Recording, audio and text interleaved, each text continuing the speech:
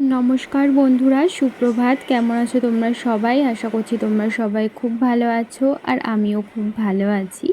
আমি সোমা আর আমার ছোট্ট একটি চ্যানেল শখের পরিবারের নতুন একটি ভিডিওতে তোমাদের সকল বন্ধুকে অনেক অনেক স্বাগত আর অনেক অনেক ভালোবাসা জানিয়ে আজকে নতুন একটি দিন সাথে নতুন একটি ভিডিও আমি শুরু করছি। আজকের বারটি হলো শনিবার। তো আজকে একেবারে সকাল থেকেই তোমাদের সাথে ভাবলাম যে ভিডিওটা শুরু করা যাক। তো দেখো, সকালবেলা ঘুম থেকে ওঠার পর থেকে আমি কি করি আজকে সমস্ত কিছু A to Z তোমাদের এই ভিডিওর মাধ্যমে আমি শেয়ার করব। এখন ঘড়িতে ওই 7:30 মতো বাজে। আমি এই সবেমাত্রই ঘুম থেকে উঠলাম, তোমরা দেখতেই পেলে। ঘুম থেকে ওঠার পর একটু বাথরুমে গেছিলাম ফ্রেশ হতে। আর এখন দরজাটা খুলে নিলাম আর তারপর এই গেটের তালাটাও কিন্তু আমি খুলে নিচ্ছি। সকালবেলা ঘুম থেকে ওঠার পর এই সমস্ত কাজকর্মগুলোই কিন্তু আমার থাকে। তারপরে গেট থেকে বেরানোর আগে সবার প্রথমে গেটের সামনে একটুখানি জল ছিটিয়ে নিলাম। আমি কিন্তু গেটের সামনে জল না ছিটিয়ে কোনো দিনও গেটের বাইরে বেরাই না। তো তারপরে মেন গেটের সামনেও কিন্তু জল ছিটিয়ে দিলাম। আর আজকে সকালবেলা ঘুম থেকে উঠেই আকাশটা দেখেই মনটা একটু খুশি খুশি হয়ে গেছে। আসলে এখন এই রোদের দেখা মেলাটা খুবই দুষ্কর ব্যাপার হয়ে দাঁড়িয়েছে। এত পরিমাণ বৃষ্টি হচ্ছে এবার বর্ষাকালে যে কি বলবো। অনেক দিন বাদে আজকে সকালবেলা দেখলাম এরকম পরিষ্কার একটা আকাশ। তো সেই কারণে দেরি না করে কালকের কিছু জামা কাপড় ছিল ভেজা, তো সেগুলোই আগে রোদ্রে দিয়ে দিলাম, কারণ আকাশের তো আর ঠিক ঠিকানা নেই। এই রোদ উঠেছে, একটু বাদেই না আবার বৃষ্টি নামে। তো যতক্ষণ রোদ থাকে ততক্ষণ ওই রোদের সদ্ব্যবহার তো করতেই হবে, কারণ যতক্ষণ রোদ থাকবে ততক্ষণের মধ্যে জামা কাপড়গুলো যতটা সম্ভব শুকিয়ে নেওয়া যায় আর কি। তো যাই হোক, তারপরে চলে এসেছিলাম ঘরে এসে সবার প্রথমে ঘরটা খুব ভালো করে আমি ঝাড় দিয়ে নিচ্ছি। আর ঘর ঝাড় দেওয়া ঝাড়ুটা না একদমই নষ্ট হয়ে গেছে। তো একটা ঘর ঝাড় দেওয়া ঝাড়ু কিনতে হবে। এই ঝাড়ুটা দিয়ে আর একদমই ঝাড় দেওয়া যাচ্ছে না। দেখি কবে সম্ভব হয়, যেদিন সম্ভব হয় সেদিনই আমি একটা ঝাড়ু কিনে ফেলবো। শুধুমাত্র ঝাড়ু না, আরও ঘরের অনেক টুকিটাকি জিনিস কিনতে হবে। দেখি কবে কিনতে পারি, কিন্তু ওগুলো খুবই দরকারি জিনিস, সেগুলো তো কিনতেই হবে। ভাবছি পুজোর আগেই যদি পারি ওগুলো সমস্তটা বদলে নতুন জিনিস নিয়ে নেব। যেমন যেই বোতলটাতে জল খাই না আমরা, তো সেই বোতলটা অনেক দিনই হলেও চেঞ্জ করা হচ্ছে না। তো ভাবছি ওই বোতলটা এবার চেঞ্জ করে ফেলবো। তো তারপরে বাথরুমে যেই টুলটাতে বসে আমি কাপড় চোপড় কাচতাম, সেই টুলটাও ভেঙে গেছে, একটা টুলও কিনতে হবে। তো এই সমস্ত খুঁটিনাটি অনেক কিছু কিন্তু সংসারে লাগে, যেগুলো একটা পুরুষ মানুষ কখনোই বুঝবে না। যাই হোক, ঘর ঝাড় দিয়ে সিঁড়িটাও ঝাড় দিয়ে নিলাম। তারপর এখন সামনের উঠানটাও খুব ভালো করে ঝাড় দিয়ে নিচ্ছি। গেটের তালাটা এখনও পর্যন্ত খুলিনি। বেশিরভাগ দিন আমি গেটের তালা খুলি, যেহেতু আমি সকালবেলা উঠে এই জায়গাটা ঝাড় দিয়ে সমস্ত নোংরা বাইরে ফেলি। সেই কারণে আমিই খুলি বেশিরভাগ দিন গেটের তালা। তো দেখো, আমি গেটের তালাটা খুলে নিলাম। আর দেখো, যেহেতু বাইরে রোদ বেরিয়েছে, চারিদিকটা কি সুন্দর সবুজ লাগছে না দেখতে? বেশ ফ্রেশ ফ্রেশ লাগছে, ভালোই লাগছিল দেখতে। আর সকালবেলাটা বেশ ভালো লাগছিল। এখন তো সামনেই পুজো চলে এসেছে, এখন রোদ উঠলেই না মনে হবে যেন পুজো পুজো, আকাশটা দেখলেই পুজোর কথা মনে পড়ে যাবে এখন যেদিনই রোদ উঠবে। তো যাই হোক, এদিকে তো আমি ঝাড়ঝুড় দিয়ে নিয়েছি সমস্ত জায়গা। তো তারপরে এই উঠানটায় ভালো করে জল ছড়া দিয়ে ধুয়ে নিচ্ছি। বর্ষাকালে না খুব বেশি এখানটায় জল ছড়া দিই না, কারণ বর্ষাকালে যেহেতু এখানটায় রোদ আসে না, তো সেই কারণে সবসময় স্যাঁতস্যাঁতেই থাকে এমনিতেই। আর যদি জল দিয়ে আরও ভিজিয়ে দিই তাহলে আরও বেশি স্যাঁতস্যাঁতে হয়ে যায়। তো গরমকালে কোনো অসুবিধা হয় না, কারণ গরমকালে যদি আমি রোজ দিন ওই জায়গাটা ধুয়ে দিই তাও কোনো অসুবিধা হবে না, কারণ গরমকালে না প্রচুর রোদ আসে আমাদের এই উঠানটাতে। পুরো আমাদের ঘরের দরজা অবধি রোদ চলে আসে, এত পরিমাণে রোদ আসে। তো যাই হোক, বাইরের সমস্ত কাজকর্ম আমার কমপ্লিট হয়ে গেছে। তারপরে আমি না কিছু জামা কাপড় ছিল সেগুলো ভিজিয়ে রেখে আসলাম। আমার রোজ দিনই জামা কাপড় কাচতে হয়, তোমাদেরকে তো বলেইছি। আর যেদিন আমি জামা কাপড় কাচি না একটু অলসতা করে, তার পরের দিন আমার ডবলের ডবল জামা কাপড় কাচতে হয়। তো সেই কারণে জামা কাপড় কাচাটা আমি কোনোদিনও বাদ দিই না। প্রত্যেক দিনই 2-4টে যা জামা কাপড় বেরাই আমি কেচে দিই। আর এক গাদা একসাথে জামা কাপড় কাচতে না আমার একদমই ভালো লাগে না, আমার খুব ল্যাদ লাগে। ওই যে সেই কারণে আমি প্রত্যেক দিনের জামাকাপড় প্রত্যেক দিনই কেচে কুচে দিই। আর আমার ছেলে তো প্রত্যেক দিনই ৩-৪ সেট করে বেরায়, তার মধ্যে আমার হাজবেন্ড আমারও কিছু টুকটাক জামাকাপড় বেরায়, সব মিলিয়ে আমার রোজ দিনই বলতে পারো ১ বালতি হাফ বালতি করে জামাকাপড় বেরায়। তো দেখো আমি কিন্তু ঘরটা মুছে সোজা চলে গেছিলাম স্নান করতে। স্নান করার আগেই জামা কাপড়গুলো কেচে দিয়েছিলাম, সেগুলোই এখন সমস্তটা মেলে দিচ্ছি। আর কিছু কালকের জামা কাপড় ছিল সেগুলো সবার প্রথমে তুলে এই ভিজে জামা কাপড়গুলো আগে ভিতরে মেললাম, আর যেগুলো কালকের জামা কাপড় আছে সেগুলো একটুখানি রোদে দিয়ে তারপরে ঘরে তুলব। কারণ যতই ফ্যানের হাওয়ায় দিয়ে শুকায় না কেন, একটু রোদের না জামা কাপড় দিলে না জামা কাপড় থেকে একটা ভ্যাপসা যেই গন্ধটা থাকে ওটা না একদমই যেতে চায় না। তো যাই হোক, তারপরে আমি চলে এসেছিলাম ওপরে এসে বসিয়ে দিয়েছিলাম একটু চা। আর এদিকে আমার শাশুড়ি মা ভাতও বসিয়ে দিয়েছিলেন। আর আজকে যেহেতু শনিবার আমাদের নিরামিষ, আর করবেন সয়াবিন আলুর তরকারি, আর লাউ কেটে নিয়েছিলেন, লাউ ঘন্ট করবেন। তো এদিকে চাটাও আমার হয়ে গেছে, চাটা ছেঁকে নিচ্ছিলাম। আমি একাই নিজের জন্য চা বানিয়েছি, কারণ আমার শাশুড়ি মা শ্বশুরমশাই ওরা আগেই চা খেয়ে নিয়েছেন, তখন আমি নিচে ছিলাম, তাই এখন আমি নিজের জন্যই একাই চা বানিয়ে নিলাম। আর কালকের একটা রুটি ছিল সেটা দিয়ে আমি চাটা খেয়ে নিচ্ছি, আর সাথে নিয়ে নিয়েছিলাম 2টো বিস্কুট। আর আমার ছেলেও না অনেকক্ষণ আগেই ঘুম থেকে উঠে পড়েছিল, তো ওকে আগে আমি ফ্রেশ করিয়ে খাইয়ে তারপরে কিন্তু আমি নিজের জন্য চা বানিয়েছিলাম।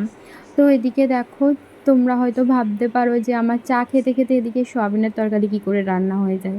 না না, চা খেতে খেতে সয়াবিনের তরকারি রান্না হয়নি, আসলে মাঝে আমি ওদিকে টুকটাক কাজ সারছিলাম আর এদিকে আমার শাশুড়িমা রান্না করছিল। আর এখন আমি এসে দেখছি আমার শাশুড়িমা রান্নাবান্না একদম কমপ্লিট হয়ে গেছে। তো সেই কারণে ভাবলাম তোমাদের সাথে একটুখানি রান্নাবান্নাটা শেয়ার করে নিই। আর এদিকে দেখো হাঁড়িতেই ভাত ছিল। আমার শাশুড়ি মা কী করেন, হাঁড়ির থেকে ভাতগুলো এই গামলাতে ঢেলে রাখেন, তাহলে না ভাতগুলো ভালো থাকে, যেহেতু আমাদের অনেক সকালে রান্না করা হয়, তো সেই কারণে আর কি। তো শাশুড়ি মা আজকে গামলাতে ঢালেননি দেখে আমি গামলাতে ঢেলে ভাতগুলো ঝুড়ি দিয়ে ভালো করে ঢেকে রাখলাম।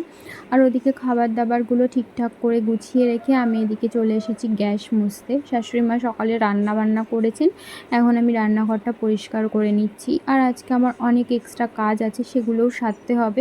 তো সেই কারণে দেরি না করে রান্নাঘরের কাজগুলো কমপ্লিট করে তারপরে আমি যাব সেই সমস্ত কাজকর্ম করতে। তো দেখো ওদিকে রান্নাঘরটা আমি ভালো করে পরিষ্কার করে নিয়েছি, তারপরে চলে এসেছি কলের কাছে বাসন মাজতে। আর এরই মাঝে আমি কিন্তু স্নান দান করার পর পুজোটাও কমপ্লিট করে ফেলেছি। তোমরা অবশ্য যারা আমার ভিডিও দেখো তারা জেনে থাকবে আমি কিন্তু সকালবেলা স্নান দান করে তারপরে সবার প্রথমে পুজো করি, তারপরে অন্যান্য কাজ করি। তো আজকেও কিন্তু সেটাই করেছি, কিন্তু পুজো করাটা আজকে আর তোমাদের সাথে শেয়ার করিনি। আমার আগের ভিডিওতে মুক্তা কুণ্ডু সরকার তুমি কমেন্ট করেছো, খুব ভালো লাগলো দিদি, লাইক দিয়ে পুরো ভিডিওটা দেখে নিলাম, থ্যাংক ইউ।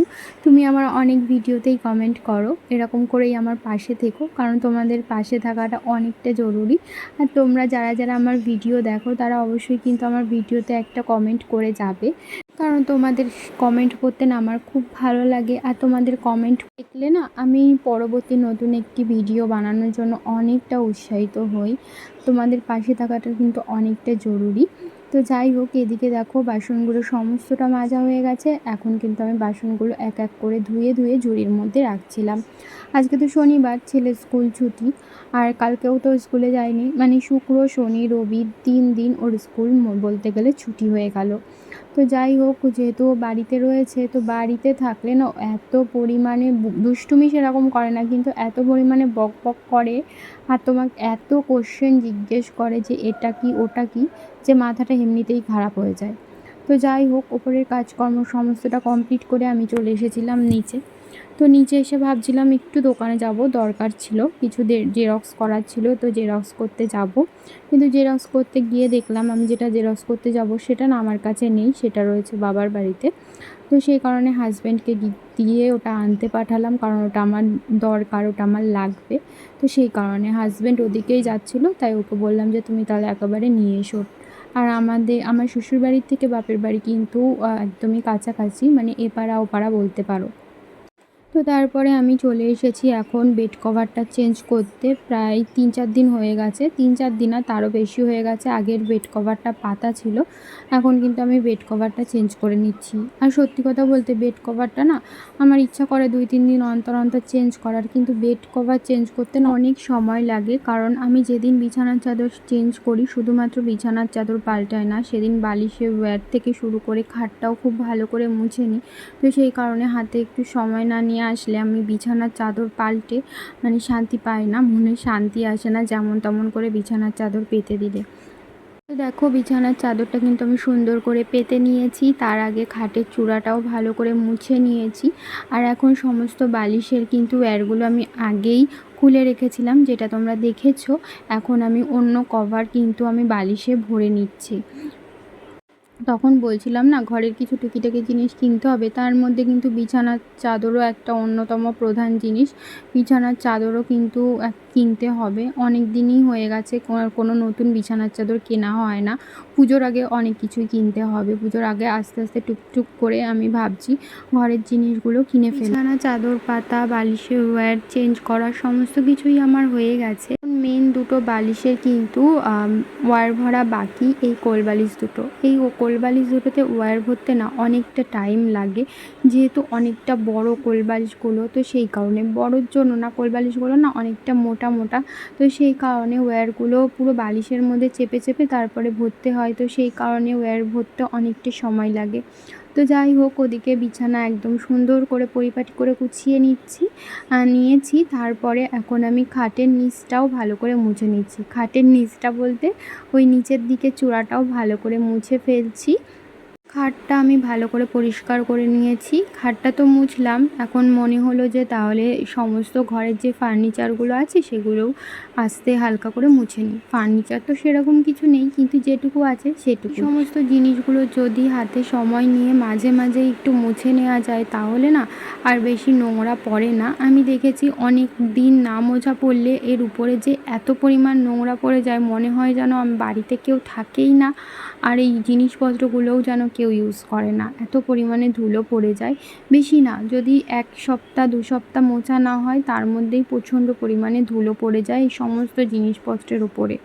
তো এই যে বেসিনের সামনে একটা আয়না আছে, সেই আয়নাটা সবার প্রথমে মুছে নিলাম। তারপরে বেসিনের পাশেই রয়েছে একটা ছোট্ট মতো র্যাক, যেই র্যাকটাতে রেগুলার ইউজের দরকারি জিনিসপত্র থাকে। যেমন আমার ছেলের কলগেট, তেল, ছেলের সাবান, শ্যাম্পু, সুদল, সার্ফ, শ্যাম্পু, এই সমস্ত দরকারি জিনিসপত্রই রাখি। জায়গাটাও ভালো করে জিনিসপত্র সরিয়ে ভালো করে পরিষ্কার করে নিয়েছি। তারপরে এখন শোকেজের কাজটা, তারপর শোকেজের উপরে যে সমস্ত জিনিস আছে ওগুলো তো সমস্ত কিছু নামিয়ে রোজ দিন মোছা সম্ভব না। ওই উপরে উপরে যেটুকু পারি মুছে নিচ্ছি। আর কিছুদিন আগেই কিন্তু আমি ঘরটা ডিপ ক্লিনিং করেছিলাম। আবার ভাবছি পুজোর আগে আবার একবার ভালো করে ঘরটা একদম ডিপ ক্লিনিং করব। শুধুমাত্র ঘর না, পুজোর আগে সমস্ত বাড়িটাই ডিপ ক্লিনিং করতে হবে। যেমন ধরো ওপরের ঘর থেকে শুরু করে রান্নাঘর, তারপর নিচের ঘর, তারপর ছাদটাও ঝাঁট দেবো। রোদ উঠলে ছাদের জলটা শুকিয়ে গেলেই না ছাদটা ভালো করে একদিন ঝাঁট দিয়ে ফেলবো। ওপরের সিঁড়ি সমস্ত কিছু ভালো করে পরিষ্কার করব পুজোর আগে। আমি প্রতিবার পুজোর আগে কিন্তু বাড়িঘর সুন্দর করে গুছিয়ে পরিষ্কার করবার চেষ্টা করি। কবে দিয়ে আমার বিয়ে হয়েছে তার পরের থেকেই কিন্তু সমস্ত কিছু দেখবে সুন্দর করে গুছিয়ে রাখলে বাড়িঘর তো ফ্রেশ লাগেই, তার মধ্যে মনটাও দেখবে অনেকটা ফ্রেশ লাগে। আর মনের থেকে দেখবে অনেক নেগেটিভ এনার্জি দূর হয়ে যায়। আমার তো এরকমটা হয়। শোকেজের এই উপরের এই জায়গাটা দেখতে পাচ্ছ, আমার ছেলের এক গাদা গাড়িতে ভর্তি। এই গাড়িগুলো জন্মদিনের সময় ওর দাদু ওকে দিয়েছিল, ছোট ছোট এক গাদা গাড়ি। ওকে আমি সবসময় দিই না, ও মাঝে মাঝে যখন বায়না করে তখন ওই একটা দিই। কী বলতো, একবারে যদি সব দিয়ে দিই না, ও একবারেই সব গাড়ি, যেহেতু ছোট ছোট গাড়ি, কোথায় কোনটা খাটের তলায় ফেলে দেবে আর খুঁজে পাওয়া যাবে না। তাই আমি ওখানে সুন্দর করে সাজিয়ে রেখেছি। আর এমনিতেও অনেক গাড়ি আছে যেগুলো নিয়েও সবসময় খেলা করতেই থাকে। তো সেই কারণে কিছু গাড়ি আমি রেখে দিয়েছি, যেগুলো সব সময় দিই না, কারণ সব একেবারে দিলেও একেবারেই সব নষ্ট করে ফেলবে। তো দেখো আমার ঘর একদম পরিষ্কার করা হয়ে গেছে। তারপরে কিছু জামাকাপড় ছিল সেগুলোও আমি ভাঁজ করে নিচ্ছি। আমার যেদিন এনার্জি হয় না যে সব কাজ করব, সেদিন আমি মনে হয় একবারে সব কাজ করে ফেলবো। আর যেদিন আমার একদম ভালো লাগে না, সেদিন আমার কিচ্ছুই করতে ভালো লাগে না, সেদিন তো শুধু আমি সংসারের নিত্যদিনের কাজগুলো ছাড়া আর কিছুই করি না। মনে হয় যেন চুপচাপ এক জায়গায় শুয়ে থাকি। আজকে আমার সকাল থেকে খুবই এনার্জি ছিল, মনে হচ্ছিলো আজকে আমি সব কাজ করে ফেলবো, তাই কিন্তু অনেক কাজ করেও নিয়েছি। আর সমস্ত কাজকর্ম মানে ঘরের কাজকর্ম সেরে ছেলেকে স্নান করিয়েছি, ওকে খাইয়েও দিয়েছি। আর এখন দেখো ওকে নিয়ে শুয়ে পড়ছি। আমিও দুপুরের খাওয়া কমপ্লিট করে ফেলেছি, আর এখন ঘড়িতে ওই 2টো মতো বাজে। এখন ছেলেকে শুইয়ে দিয়েছি আর আমিও শুয়ে পড়েছি দুপুরবেলা। ছেলে তো ঘুমাবে আর আমি, তোমরা তো জানো, ভিডিও এডিট করব। আর এই দেখো এখন ঘড়িতে ওই 6টা মতো বাজে, প্রায় সন্ধ্যা নামবে নামবে ভাব।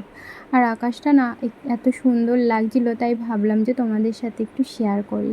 তাহলে চলো বন্ধুরা, আজকের ভিডিওটা এই পর্যন্তই রাখছি। তোমাদের সাথে আবারও দেখা হবে পরবর্তী ভিডিওতে। ততক্ষণের জন্য তোমরা ভালো থেকো। আর আমার এই ছোট্ট চ্যানেলটির পাশে থেকে আমাকে একটু সাপোর্ট করো, যাতে আমি তোমাদের হাত ধরে এগিয়ে যেতে পারি।